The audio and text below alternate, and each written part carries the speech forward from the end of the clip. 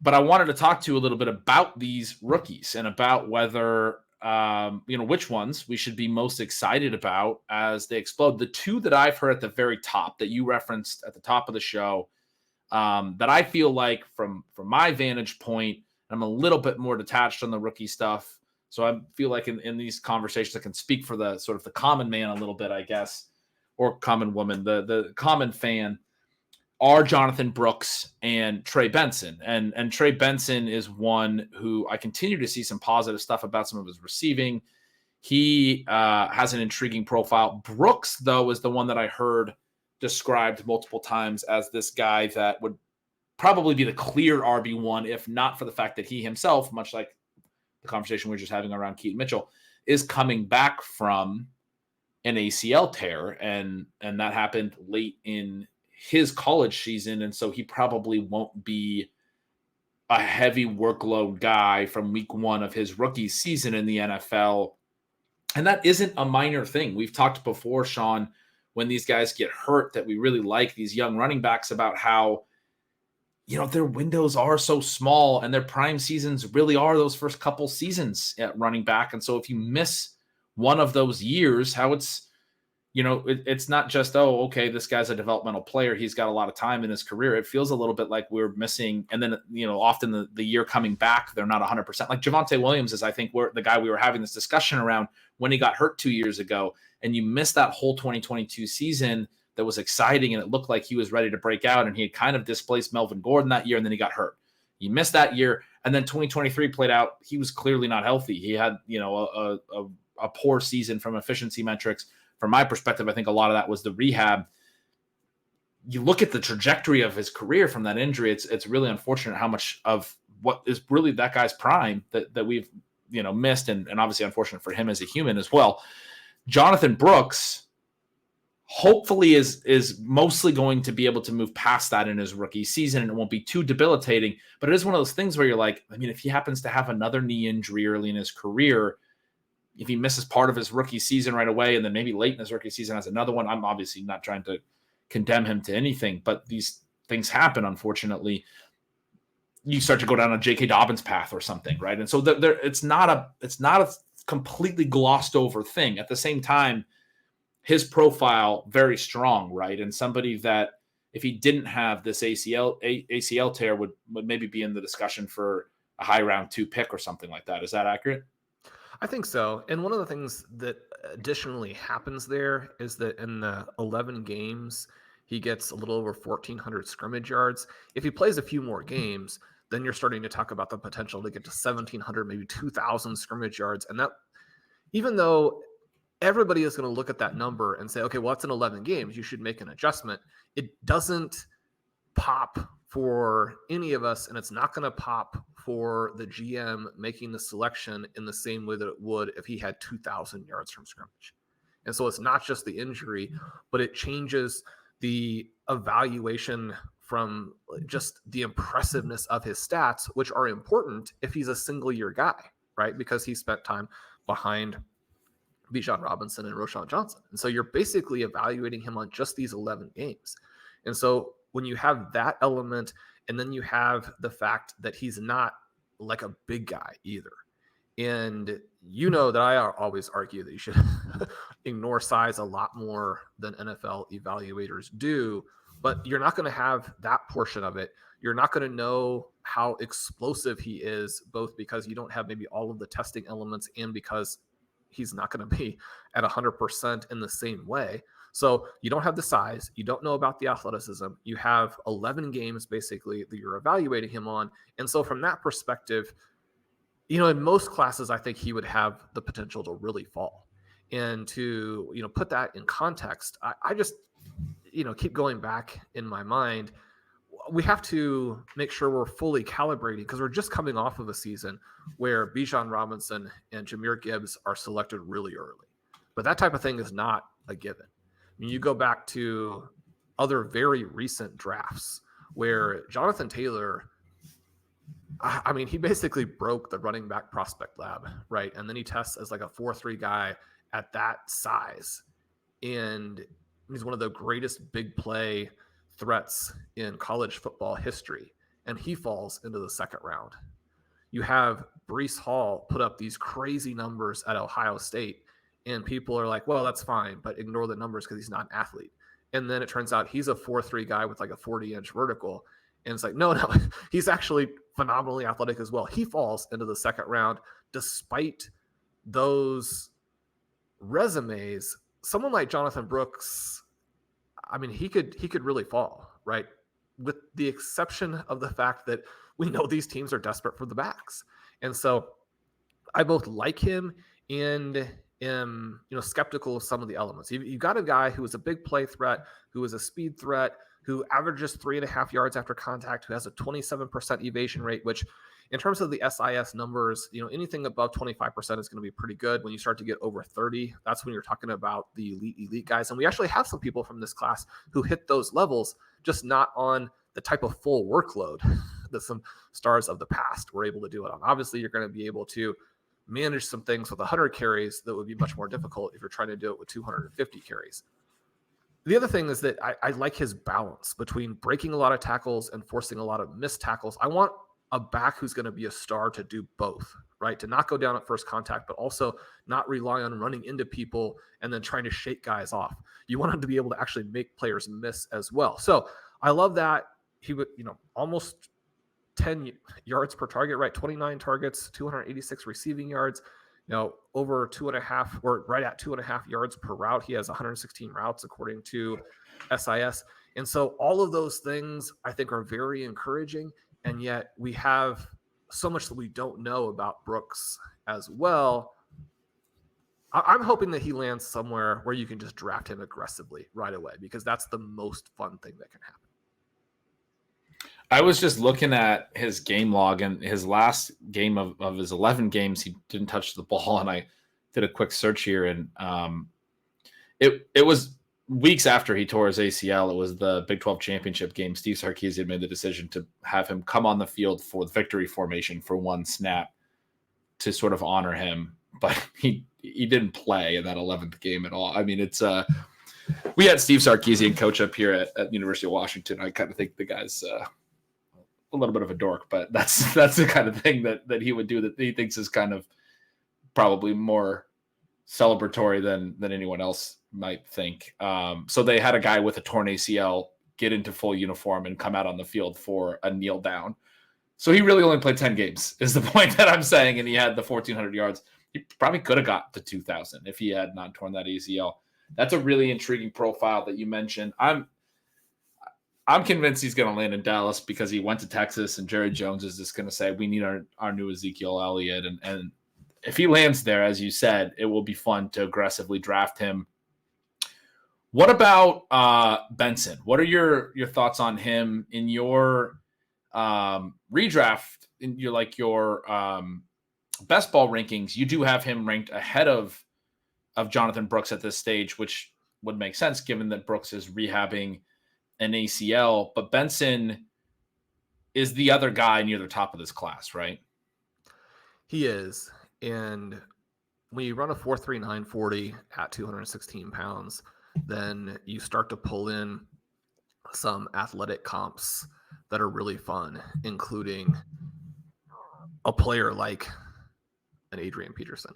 Now, it's more likely that you're talking about names like Joseph Adai, Ryan Matthews, DeMarco Murray. If you had an NFL career like those guys, you would also be a hit when we're thinking about what Benson is as a prospect. And what he is as a prospect is a player who is just very difficult to evaluate. He has the injury early when he's at Oregon. He ends up going to Florida State. That first season at Florida State, 4.5 yards after contact per attempt. And that's a crazy number, right? Got a 31 evasion rate. And so those two stats together, when you're both creating a ton of evaded tackles and you're turning it into yardage, which again, probably not surprising when you run a sub 4.40. That's exactly what we're looking for from a star back, from this type of prospect. The problem for him is that he's got like a 27% running back dominator rating for that year, where his team was like, yeah, I mean, he was good, but we didn't feel any incentive to really use him. Then he gets a little bit more work the next year, and the numbers crater. Now, the 3 yards after contact per attempt are still fine, but the 22% evasion rate is taking a guy who looked like a star and moving him down to, just kind of a bland, fine profile. There are still plenty of guys who are draftable with numbers that are below that level, but you're looking for those guys to be really athletic in a specific way and have a role that they fit for at the NFL level, like being a plus receiving back, that type of deal. I mean, the thing with Benson that's, again, kind of hard to understand is that, when you catch 20 passes and you go for 227 receiving yards, you have this question of, well, why didn't you play more? So the big play threat is there. This potential for him to emerge as a receiver as well, I think, is there. But, I mean, you have a situation where his college team didn't feel the need to use him, and you're having coming off of a season that was, again, just so, certainly for a prospect who's going to be kind of at the top of the running back rankings. Now, because of the combine, because of the peripherals, because of the size, and because of the lack of other guys who really fit the needs that NFL teams are going to have this season, I think that he does go and potentially is an immediate starter. And that's kind of the thing, like, what does starter mean in this case? It probably means somebody who is going to be used somewhat similarly to Florida State, where, yeah, you get a lot of touches, but you're not falling into one of these gigantic workloads where it moves the needle dramatically for fantasy. And so even if he does go early, yeah, I think that we could see him jump. I mean, right now where he is going is in that round 9 range, which I think that you're going to probably see him jump into rounds 7 or 8. But at that price, I mean, you're going to have a lot of risk with him, because even if he hits, it's probably a hit that has still a fairly limited ceiling. Very interesting. So, I mean, even for the guy that was arguably the RB1 or right there, RB1-2 borderline in this class, certainly the healthy RB1, I guess is the way you might put it.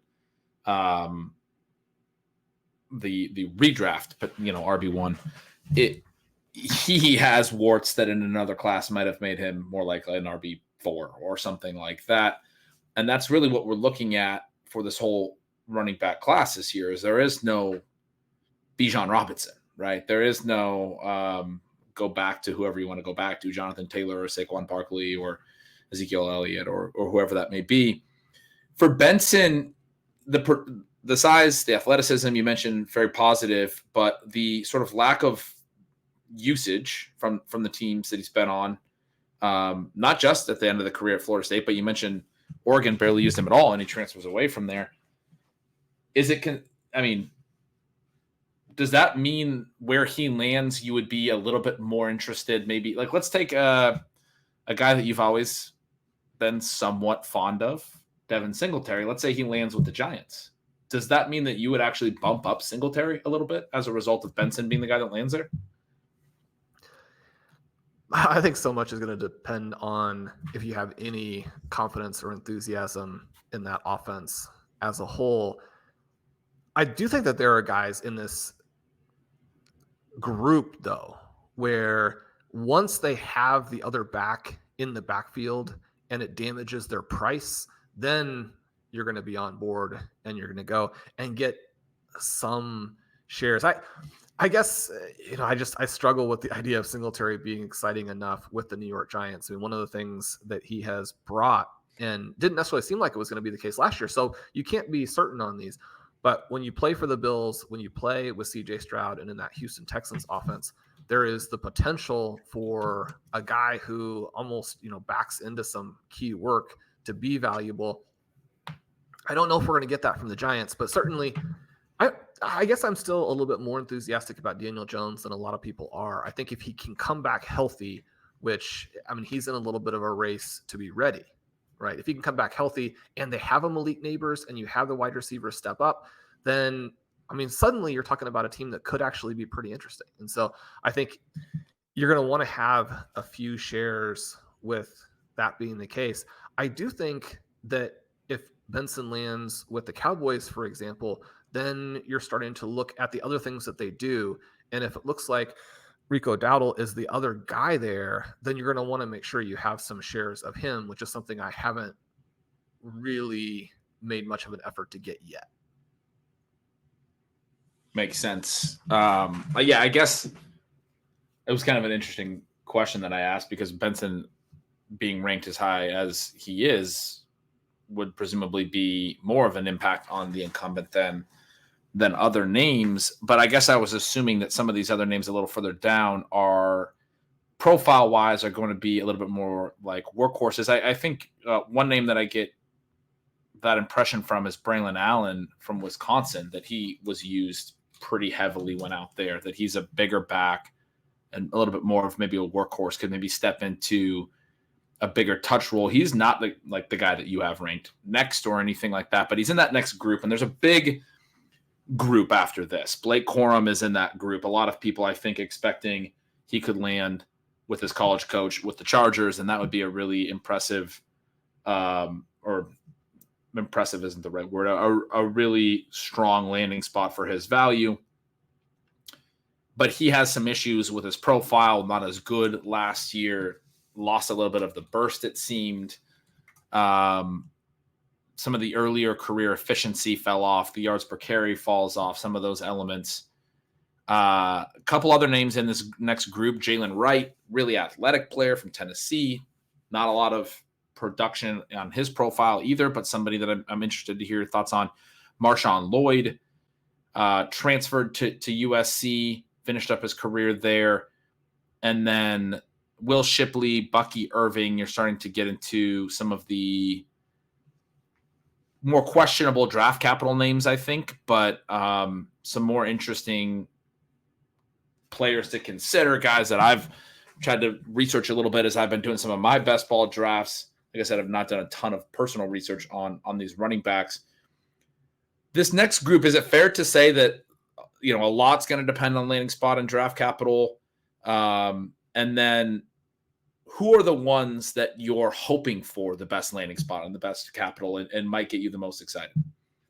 Yeah, I think that we want to understand the different profiles that these guys bring and make sure we're calibrated on how that will likely manifest, because I don't know that the situations are going to be the same. So the first thing that jumps out to me is you're probably breaking this down into two kind of basic groups, where Allen and Corum are the guys who might fall into pretty big workloads. They've had the workload in the past, and if they're drafted onto the right team, you might get enough work for that to be very meaningful. And so you think about the Chargers, for example. I mean, Corum, as you know, because of the coaching situation there, has the strong connection. It might be something where Allen is actually a little bit better fit for what they need and what they want. And if he lands there, then basically you have a younger, much more dynamic version of Gus Edwards. And so suddenly I think it'd be easy to project a, 65-35 touch split between those two guys. And then one of the things, you're in favor of the rookie.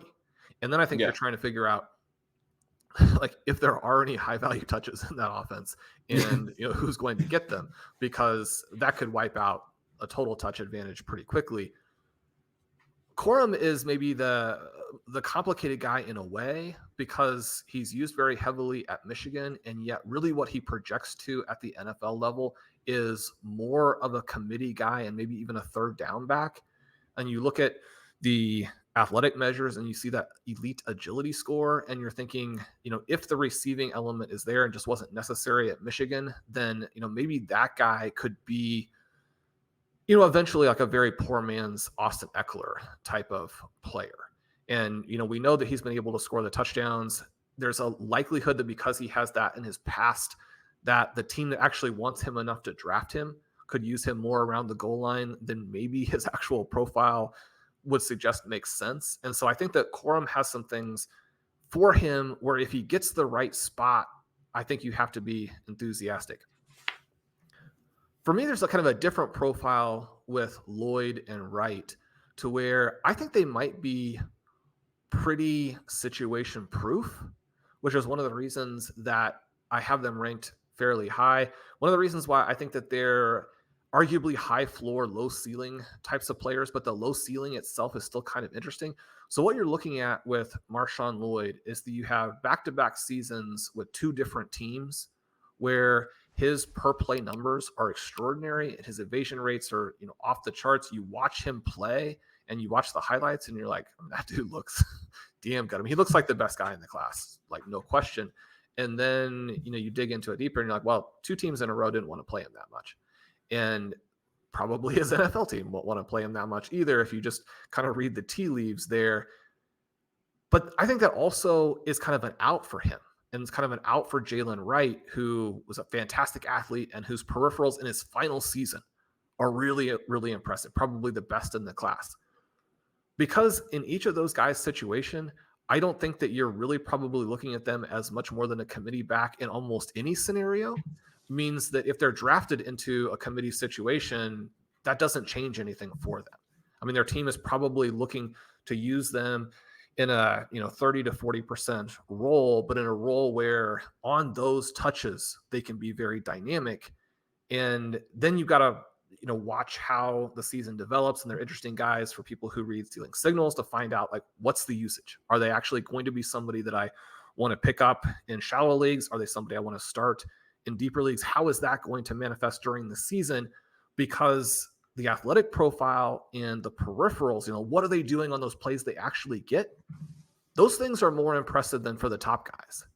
And so if you have that, does it actually matter what your depth chart is? I mean, you still have to play well enough for your coaches to earn whatever that role is that is available. If it's the 1/3 role, you can't do what, we talked about Tank Bigsby earlier. You can't do what Tank Bigsby did and quickly prove that you shouldn't be on the field.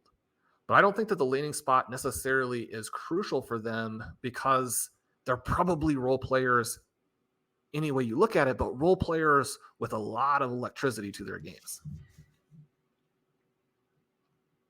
Yeah, I think so. And Wright was just a 3-year guy at Tennessee. I think he's the one that really intrigues me. You look at his final year, 7.4 yards per carry, had 6 yards per carry the year prior, really his two bigger volume seasons.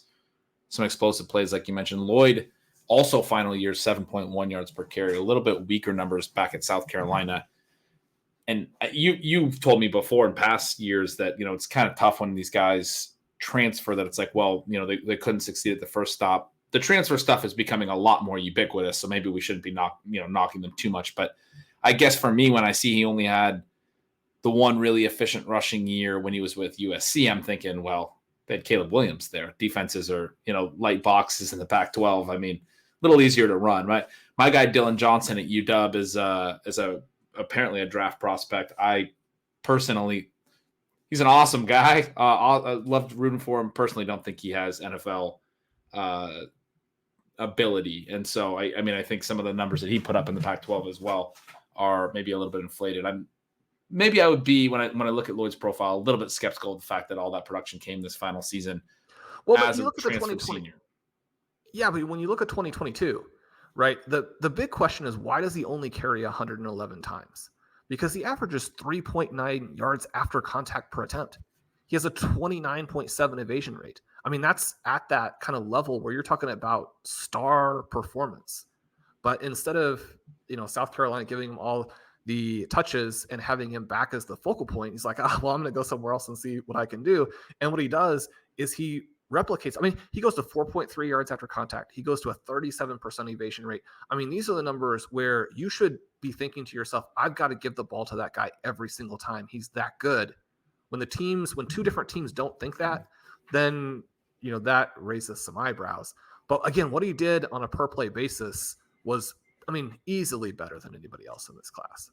The only other back who is comparable is the guy who's small and slow. And so he's kind of in that next group that we'll get to. But Bucky Irving would be the other back where if you ignore the physical profile, you're thinking that's the other guy who could be, a workhorse, right?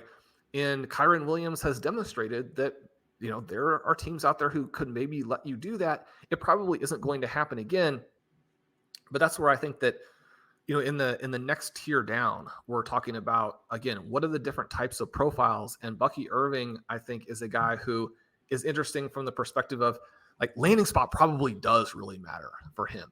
And if he gets the perfect one, I could see him being a guy who blows up. Whereas the person who maybe is more similar to that Lloyd and the Wright type of situation, the couple names there that pop for me would be Tyrone Tracy and Will Shipley, where I think for them, it's not so much like situation, but I do want to see where they're drafted. Like, what does the NFL think of them? Because if either of those guys would go in round 4, then I think you start to move them into the range where you're drafting them every time.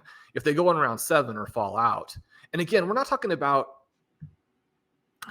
a draft capital that from a predictive perspective is going to make a huge difference in terms of day 3 is day 3.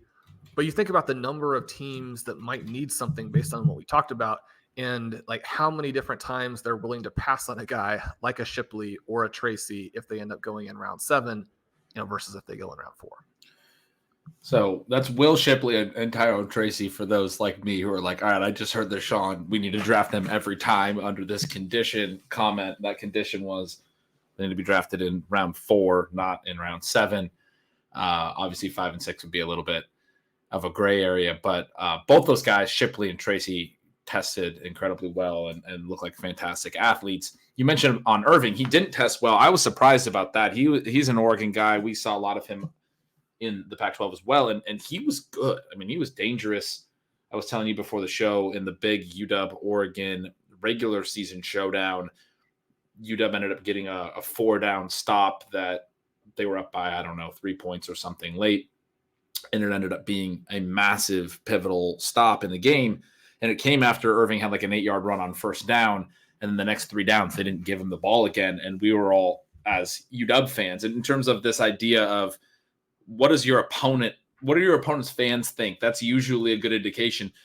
We were like, couldn't believe they didn't give Irving the ball again. Couldn't believe our fortune because he was gashing us and plays explosive. And I was surprised to see that he didn't test particularly well. But a guy who also adds a ton of receiving ability, 31 catches and 56 catches in his 2 years in Oregon, 56 last season, is a huge number for a college player. One of the knocks on Bo Nix, or one of the conversation points around Bo Nix, is that he throws underneath a lot. We're going to talk about him a little bit later in the show, but Bucky Irving is intriguing other than the fact that he didn't end up testing very well. It's kind of small. You said he's small and unathletic. Shipley, Tracy, if you want those athletes are the guys that seem like that a little bit more in this class. Are there any other names beyond that? I mean, I've seen Estime mentioned a bunch. You mentioned to me that go ahead. Ben, I wanted to kind of back up what you're saying there about Irving in terms of what the charting, what the stats suggest, because when you see someone who has these gaudy numbers with a team like Oregon, where you're thinking, okay, well, there's going to be a lot of open space. And so this could be just like a manufactured scheme kind of thing where a guy who doesn't have NFL athleticism is like running into space that like there's no one within 20 yards. And yeah, I mean, he's going to gain some yards that way. I mean, last year he has almost 1,600 scrimmage yards. He has, 13 touchdowns. But the thing that you note, and I think is so interesting, is that, again, it's that evasion rate above 30% in both of the last 2 years. He's the only back in college football, at least in the way that I've filtered this, hopefully not missing anybody, the only back to go over 25 broken tackles and 25 forced missed tackles in both of the last 2 seasons, right? So again, you got that balance between breaking tackles and forcing missed tackles. And when a guy is small and slow, I mean, you want him to be able to force the missed tackles if he's slow. If he's small, you want him to be able to break tackles. He actually had more broken tackles, 34 last year, than forced missed tackles with the 29. You mentioned the receptions. The reception part of the profile, again, also very important. 21 additional evaded tackles on those receptions. I mean, this is a guy who's putting up the numbers in terms of, making guys miss, breaking tackles. It's not just a manufactured type of thing where he's benefiting from the fact that Oregon has this plus offense. going back to your point about how in many ways he seemed to be the driver of it, that's what the peripherals suggest. I mean, they suggest that he was that good. Yeah, that's certainly what it felt like in watching him in the small sample of games where Washington played him twice, that he was the guy that we wanted to be a little bit more afraid of, certainly, or were a little bit more afraid of. After those names that we mentioned, I brought up Estime just a minute ago. You said to me before the show, Dylan Lobe and Kamani, is it Vidal? Vidal? We talked about how to say these names before the show, and I have already forgotten in thinking through the various potential pronunciations. I will assure the listeners that Shawn has actually researched how to say these names. So what you hear next will be the correct way to say those two guys' names. But they have some interesting elements to their profile as well. Are there any others in addition to them? I mean, obviously, talk about them for a moment, but any others that pop out as well? Well, Laube is pretty cool because he's kind of like the next Rex Burkhead, right?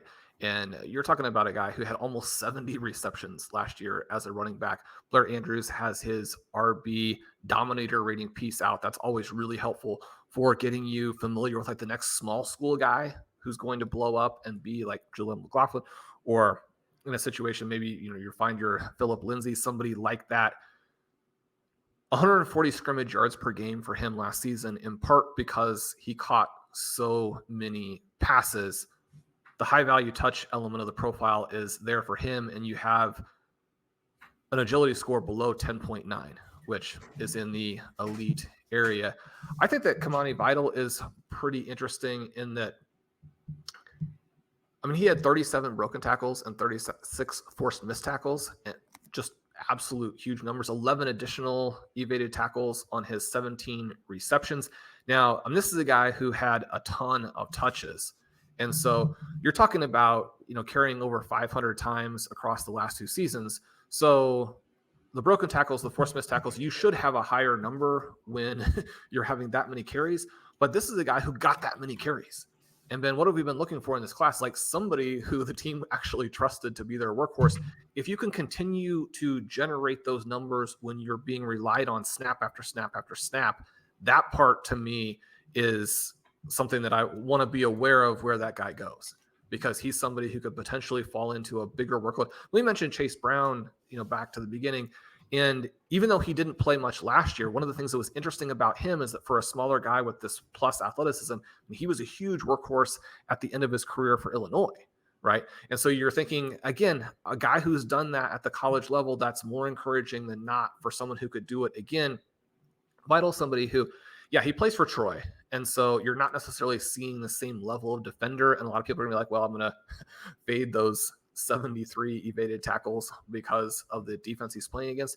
But when you're talking about 213 pounds, a 4.46 40, a 4.15 shuttle, a 37-inch vertical, you have Javonte Williams as a physical comp, right? Now, I'm not saying he's going to be Javonte Williams. Certainly as a prospect, Williams, before the injuries would have been much, much higher. But you're talking about somebody who has this interesting mix of an NFL body and a workhorse level of production that, again, he's actually done, as opposed to being someone we're taking the limited workload and saying, well, maybe he'll be better at the NFL level.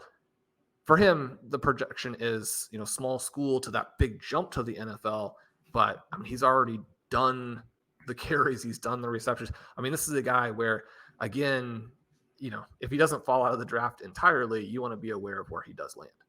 Those are fun ones to think about for the NFL draft. If they get into one of those depth charts that we talked about earlier, those intriguing opportunities that they could be, names to get some exposure to if they get any kind of draft capital along with that, right? Like you said, as long as they're not maybe UDFAs and falling completely out of the draft. So those are some of the favorite and fun running back prospects. That'll be fun to see where they all land, who gets the draft capital. It's a class where opinions, I was saying to you, opinions seem to be, from my vantage point, to be pretty split on sort of the RB3 through RB10. Everywhere I look, I'm seeing, I feel like, a different order, especially among people who are sort of doing their own analysis on the profiles. There's different things to like in the different profiles. There's different ways to view what they might be or how they might impact the NFL. You just broke down a whole bunch of that. But it will be intriguing to see where they land and what the draft capital is and how they fit into different depth charts. There will be some that maybe don't have as exciting profiles that land in intriguing spots. And then you get the people who only see the spot and then they get maybe a little bit too excited.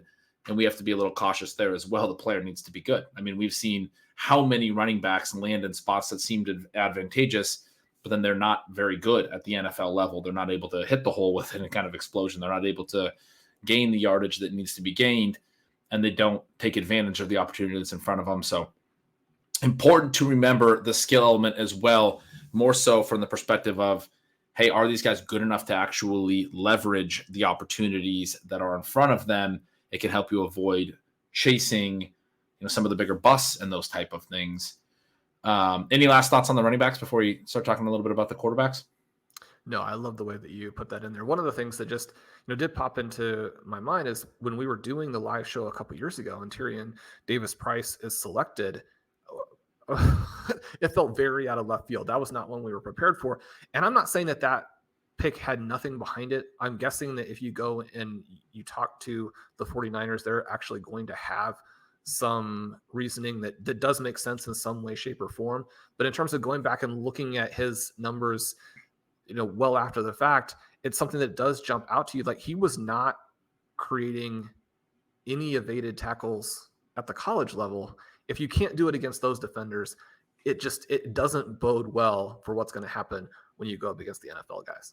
But for people who don't remember, it was hard not to get at least a little bit excited about him. I remember being able to stave that off a little bit and not have a lot of exposure to him. But you're talking about a day 2 pick in a Kyle Shanahan scheme. And so when you start to think about the capital and the landing spot and putting those things together, you're like, I got to get some exposure to this guy, right? And so understanding the grades of, or the shades of gray, I guess, in of the prospect profile and what the actual upside is from the situation that is presented to the prospect, whatever that capital landing spot combination is, and so key, so important. Not always going to be perfectly correct. There's going to be other ones that look like a Tyrion Davis-Price that maybe do pan out, but it's important, obviously, to be informed because more often than not, it is going to play a certain way. That's why we're looking at the data in a certain way that tends to be more predictive.